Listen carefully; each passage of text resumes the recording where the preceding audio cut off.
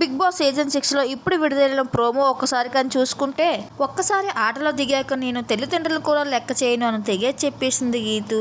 నాకు ఆట తర్వాత ఏదేమైనా అని గట్టిగా చెప్పేసింది ఇక గీతూ రాయల్. ఆట కోసం తన దగ్గర ఉన్న వాళ్ళను కూడా ఇబ్బంది పెట్టడానికి వెనకాడలేదు ఇక గీతు. ఏమి చేసినా ఇంకా ఆట కోసమే చేసింది ఇంకా గీతు. అయితే గీతు ఆట తీరు కంటెస్టెంట్లే కాదు, బయట జనాలను కూడా చాలా ఇబ్బంది పెట్టింది. ఒకరి బలహీనత ఆడుకోవడం, ఒకరిని ఇబ్బంది పెట్టడం ఎవరికీ నచ్చలేదు. అయితే బుద్ధి బలం ఉంది కానీ దాన్ని వాడలేదు గీతు అంటూ ఇందులో హౌస్మేట్స్ అందరితో ఫన్ గేమ్ ఆడిస్తూ అందరినీ రిలాక్స్ చేసుకుంటూ వచ్చాడు నాగార్జున.